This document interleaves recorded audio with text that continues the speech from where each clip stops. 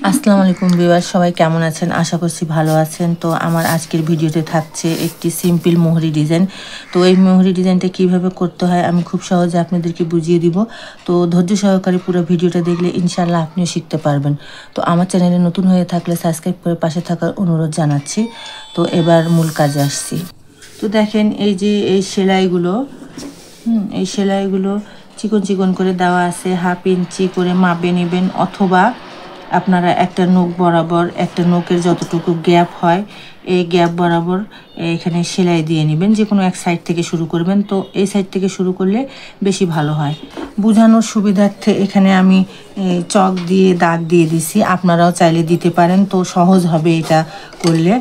তো দেখেন এইভাবে জাস্ট খালি সাইড দিয়ে সেলাই দিবেন, মোটা করে দিয়েন না, তাহলে কাপড়টা অনেক ছোট হয়ে যাবে, দেখতেও ভালো হবে না। তো জাস্ট খালি সেলাইয়ের জায়গাটুকু সামান্য করে এভাবে।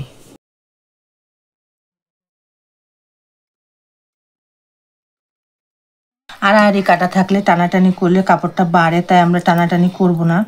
এই সামান্য খালি এভাবে ধরে আলতোভাবে সেলাই দিব, এইভাবে 1 ইঞ্চির গ্যাপ দিয়ে 1/2 ইঞ্চির গ্যাপ দিয়ে।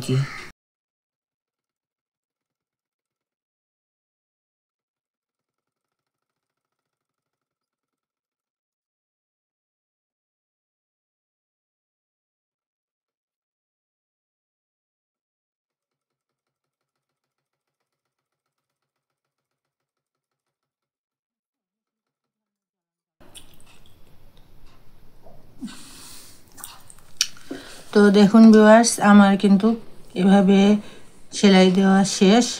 তো এবার আমি দুইটা পার্টকে একসাথে করব। পার্ট দুটা এই যে এখানে একটা রাখছি, হ্যাঁ, আর এই যে উল্টো করে একটা রাখছি। 2 পার্ট, প্যান্ট কাটের যে কাটিংটা 4 পার্ট থাকে, এটা 1 পায়ের 2 পার্ট, সেই 1 পার্ট আমি নিচে রেখেছি, আর 1 পার্ট উপর দিয়ে উল্টো করে রাখছি। কিন্তু খেয়াল রাখবেন এই সেলাইয়ের সঙ্গে এই সেলাইয়ের মিল করে দিবেন, তাহলেই কিন্তু ডিজাইনের সৌন্দর্য আসবে। তো এইভাবে দেখে দেখে সেলাই করবেন, কিন্তু টানাটানি করা যাবে না। আমি আগেও বলেছি আড়াআড়ি করে কাপড় কাটা আছে, তাই টানাটানি করা যাবে না। এইভাবে আমি রেখে রেখে শুধু সেলাই দিয়ে নেব, এই পাশে দিয়ে সেলাই দেব।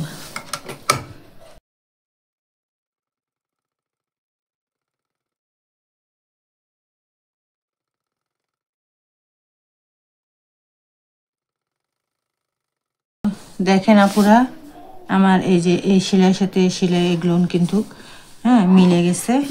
আর যতটুকু মেলে নেই ওটা জোর করে মিলানোর চেষ্টা করলে আউটডাউন আরও বেশি হয়ে যাবে। তো যতটুকুই মিলছে অতটা মানে খারাপ হয়নি, ভালোই মিলেছে। তো এভাবেই ডিজাইনটি করতে হবে। এবার আমি উপর দিয়ে একটি চাপ সেলাই দিব, যেটা প্যান কাট সেলাই থাকে, অনেকে 2টা দেয়, কেউ 1টা দেয়।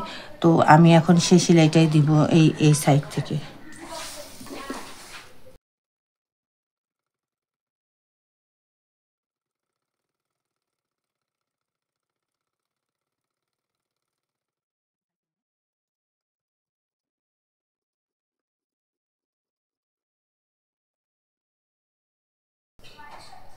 তো আমরা কাপড়টিকে এভাবে সোজা পাশে রাখবো, লাগাই আমরা এই পাশ দিয়ে সেলাই দিব।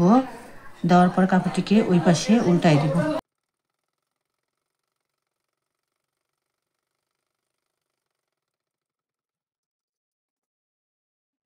তো আমরা এই বাড়তি কাপড়টাকে কেটে নিব। কেটে নেওয়ার পর যে 1 ইঞ্চি বাড়তি আছে সেখানে আমরা সেলাই দিব। তো এই কাপড়টা কাট করি। তো আমরা এখন এই যে 6 ইঞ্চি মোহরি রেখে এই 6 ইঞ্চির এখান থেকে সেলাই দিব। তো এই পাশ থেকে সেলাইটা দিব।